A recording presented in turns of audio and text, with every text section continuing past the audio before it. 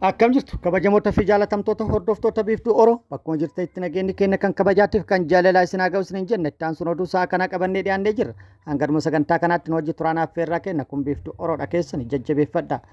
Laayik sheer godhuu hin dagatin akkasumas gama maatii chaanaala kanaa warri hin dhufin gama maatii chaanaala kanaa dhufuudhaan sabiskiraayib godhuudhaan miseensa maatii chaanaala kanaa ta'uun oduu wayitaawaa kan biyya keessattiif kan biyya alaa argatuun itti bohaaraan affeerraa kenna affeeramtanii jirtu kallattii mangara mata duree oduu amma qabadheetti yeroo dabru oduun jalqaba. Lolli naannoo Oromiyaatiif naannoo Amaaraatti loltoota mootummaatiif fi humnoota hidhatan gidduutti deemaa jiru cimee itti fufee jira. Oromiyaa bakkoota garaagaraatti lolli cimaan gaggeeffamee oolee jira. Naannoo Amaarattis haaluma wal fakkaatuun naannoo Amaaraatti hidhattoonni naannoo Amaaraa magaalota hedduu to'atan jedhamee jira.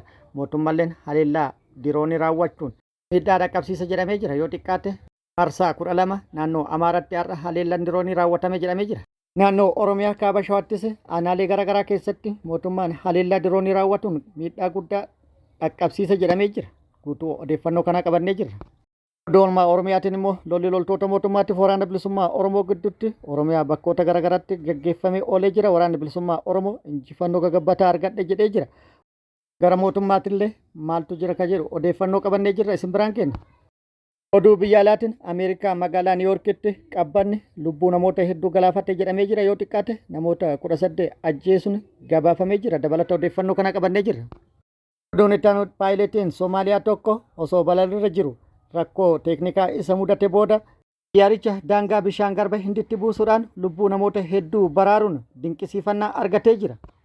Oduu kanneeniitii fi kan biroo wajjin isin wajjin ka turu ani Bariisoo Ganamooti. Guutuun oduu wal duraa duuban akka itti aanu kanatti isiniif dhiyaata. Itiyoophiyaan ibidda lolaa kan itti qabate ofirraa qabbaneessuu hin dandeenye. Lolli naannolee keessatti ture keessatti har'a akka malee cimee itti fufee jira.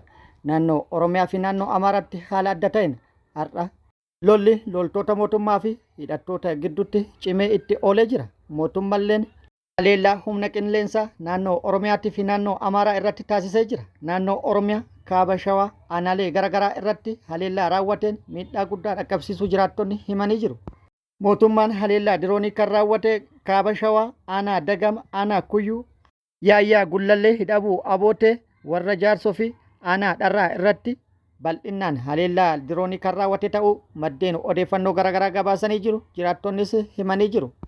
Haleellaan diroonii kun kan raawwatame baay'inaan manneen jireenya uummataa, manneen barnootaatii fi buufata fayyaa akkasumas manneen amantaa irratti ta'uu jiraattonni himanii jiru. Haleellaa diroonii booda humnoonni mootummaa jigaa manneen barnootaatii fi akkasumas buufata fayyaa guuruudhaan qorqorroo isaa mishigii yookaan dahoo itti ijaaratan jechuudhaan jiraattonni himanii jiru. Gara biraatiin immoo lolli guutuu Oromiyaa keessatti haala jedhamuu danda'uun har'a itti oolu maddeen odeeffannoo garaagaraa odeeffannoo nuun gahanii jiru. Oduu oolmaa Oromiyaa jedhu jalatti qabannee kan dhufnu ta'a. Kun akkuma jirutti ta'e naannoo Amaaraattis lolli har'a haala adda ta'een gaggeeffamaa oole jechuudhaan maddeen odeeffannoo garaagaraa gabaasanii jiru. Magaalaa Dabra Taaboor dabalatee magaalonni hedduun to'annaa hidhattoota naannoo Amaaraa jala oolan jedhamee jira. Kun kanaan osoo jiru mootummaan Itiyoophiyaa humna guddaa fi meeshaalee gurguddaa gara kaabaatti fe'uudhaan waraana biroo jalqabuuf of qopheessaa kan jiru ta'uu isiniin gahaa turre.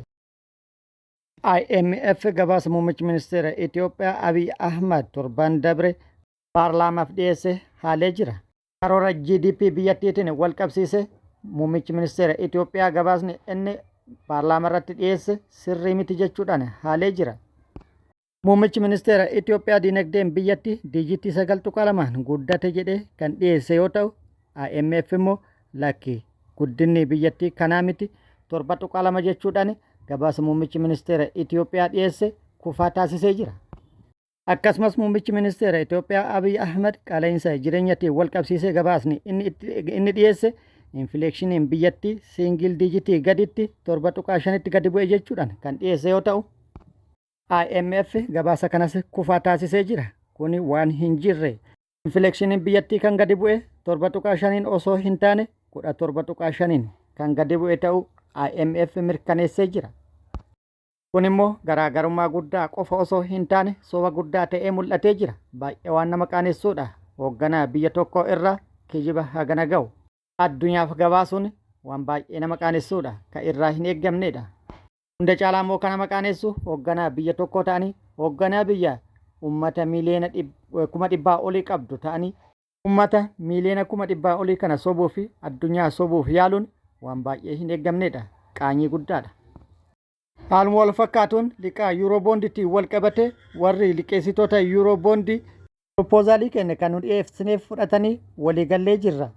Haaluma kanaan liqaa nurra jiru yeroo biraatti akka kaffallus waliigallee jechuudhaan gabaasa dhiyeessee ture. IMF kunis waan hin ta'in dhugaan jirtu warri yuuroboondii liqeessa fi yuuroboondii kenna yookaan liqii kenna yoo nuun deebifne gara mana murtiitti yookaan gara himannaatti deemna jechuudhaan gara himannaatti deemuudhaaf qophii taasisaa kan jiran ta'uu IMF ifoomsee jira.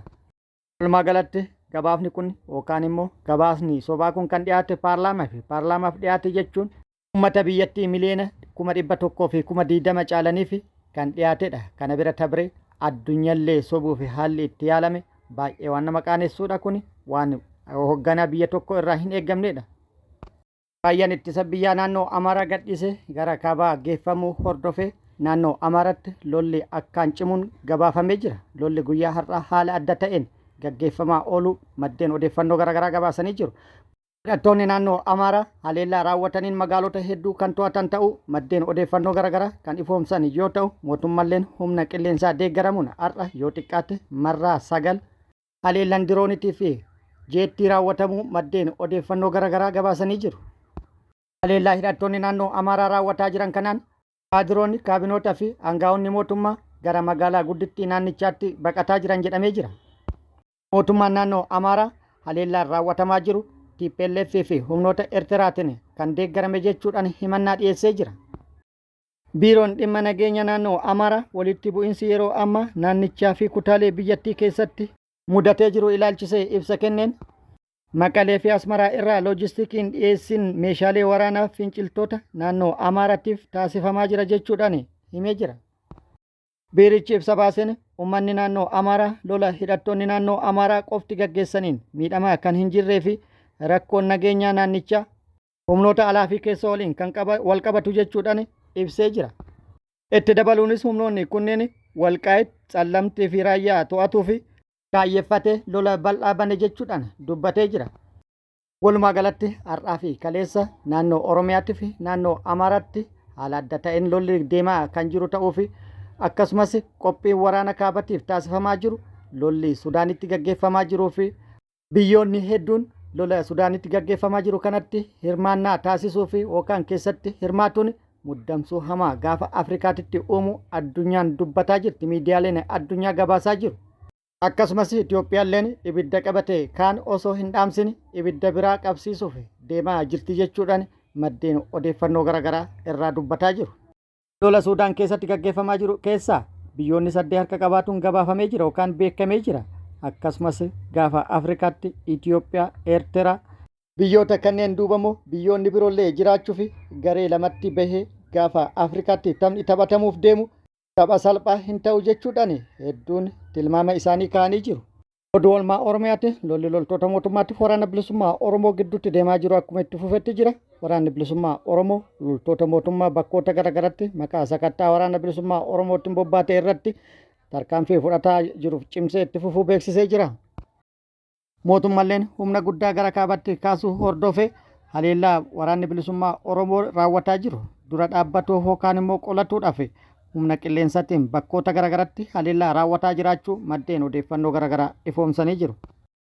Mootummaalleen kaaba shawaa aanaalee garaagaraa keessatti haleellaa bal'aa diroonidhaan raawwatu jiraattonni himanii jiru. Haleellaan diroonii kun neetwoorkii balleessuudhaan torbaan kana kan itti fufee ture yoo ta'u haleellaa raawwatameenis miidhaan guddaan dhaqqabe jedhanii jiru. Waraanni bilisummaa Oromollee tarkaanfii loltoota mootummaa irratti naannoo Oromiyaa bakkoota garaagaraatti raawwataa jiru cimsee itti fufuu beeksisee jira.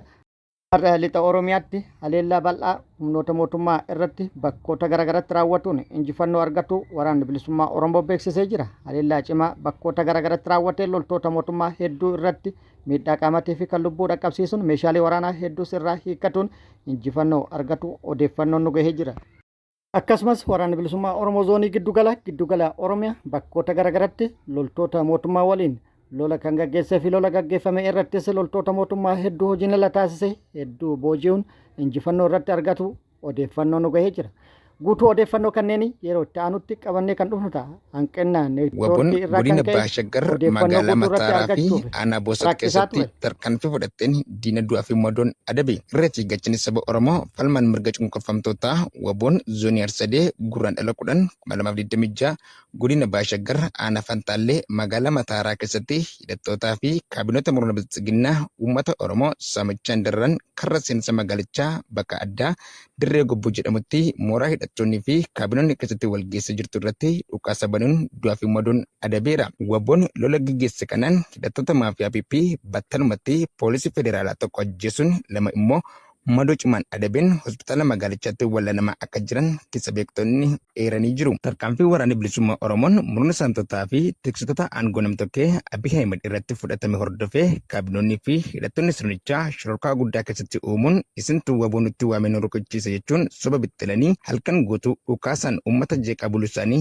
jiraattonni magaalichaa ifoomsaniiru. Ittuma fufuun godinuma kana aanaa Boosat ganda siifaa battee bakka addaa battetti guyyaa dheengaddaa hidhattoota maafiyaa PP maqaa sakattaa waraana bilisummaa Oromoon bobbaate bosona gubuu akkasumas uummata nagaa dirqamaan buqqaasaa jirtu irratti tarkaanfii fudhateen ajajaa 50 dabalatee battalatti namoota 3 irraa ajjeesuun hidhattoota 5 ol madoo cimaan adabuun battalumatti bakkicha irra ari'uun mooraa shaakkisaatti of duuba deebiseera.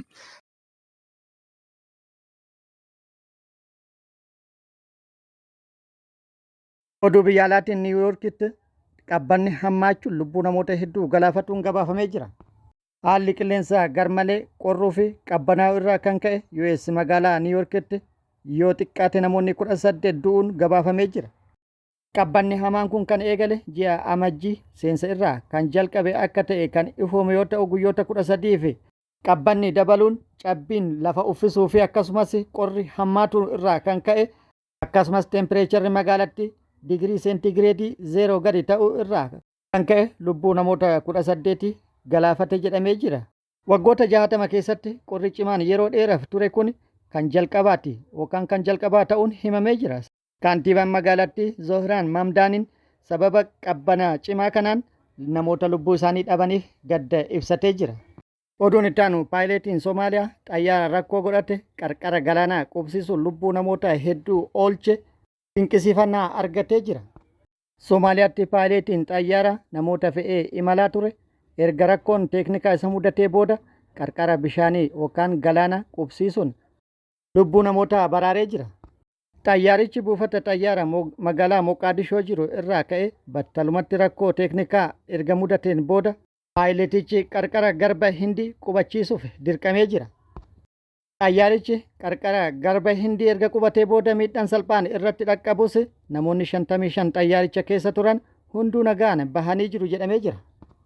Kabajamoota fi jaalatamtoota hordoftoota Biiftuu Oroo oduun ammaaf qabadhe kan hanga ammaa kana guutuu oduu wajjin isin wajjin ka ture ani Bariisoo Ganamooti. Hanga yeroo itti aanutti deebinee wal agarru. Kan biratti isin baay'atu. Turan horii kenna. Nagatti nuti